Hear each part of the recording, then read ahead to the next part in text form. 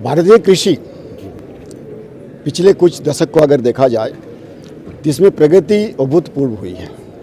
आप सब जानते हैं कि ये देश कभी इंपोर्ट के ऊपर डिपेंड करते थे फूड ग्रेन्स के लिए, लेकिन पिछले 15-20 सालों में हम ना केवल आत्मनिर्भर बने हैं बल्कि हम काफ़ी मात्रा में फूड ग्रेन को एक्सपोर्ट भी कर रहे हैं। और आप ये भी जानते होंगे कोरोना के समय हमारे देश में कुछ देशों को ना केवल मुफ्त में वैक्सीन दिया था, मुफ्त में फूड ग्रेन भी दिया था, कम से कम 14-15 देशों को दिया था। तो ये जो है कि भारतीय कृषि की प्रगति कुछ दशक की अगर देखा जाए तो ये रहा है।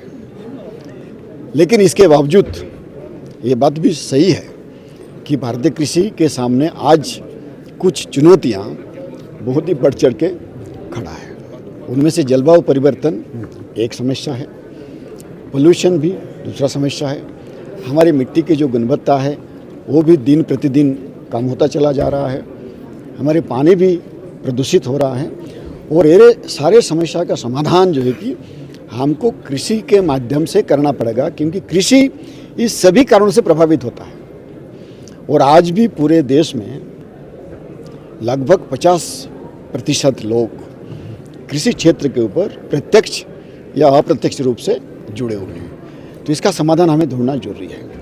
एक जो करना पड़ेगा हमें इसके लिए, और उसमें हमारी जो न्यू साइंस है, न्यू टेक्नोलॉजीज जो है उसको अपनाना पड़ेगा। हम ऑलरेडी अपना चुके हैं, लेकिन और इसको बढ़ चढ़ के अपनाना पड़ेगा।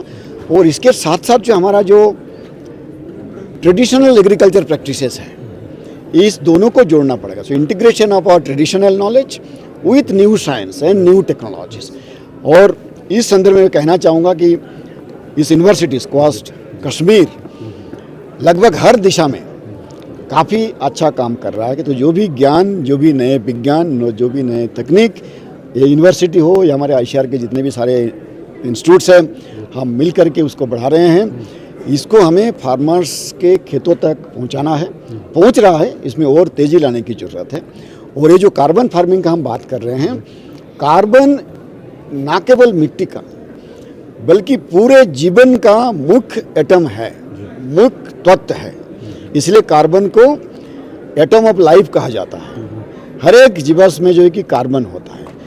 ज़्यादा से ज़्यादा कार्बन को हम किस तरीके से मिट्टी में बचा करके रखें ताकि ये कार्बन डाइऑक्साइड बन करके एटमॉस्फेयर में ना चला जाए और जलवायु परिवर्तन का कारक ना बने, इस दिशा में हमें काम करना है। और इसमें हमारे ऑर्गेनिक फार्मिंग का पद्धति हो, नेचर फ्रेंडली फार्मिंग का पद्धति हो, कंजर्वेशन एग्रीकल्चर हो, रीजनरेटिव एग्रीकल्चर हो, कई नाम, कुछ भी नाम से आप जान सकते हैं, लेकिन हमारा उद्देश्य एक ही है, ज़्यादा से ज़्यादा कार्बन हमारी मिट्टी में रहे ताकि मिट्टी का उपजाऊ क्षमता बढ़े, मिट्टी का जो जल धारण क्षमता होता है वो बढ़े, मिट्टी का जो बाकी गुणवत्ता हैं वो सब बढ़े ताकि फसल की पैदावार ज़्यादा हो, किसानों को लाभ मिले और एनवायरनमेंट, वातावरण जो है वो भी स्वस्थ रहे।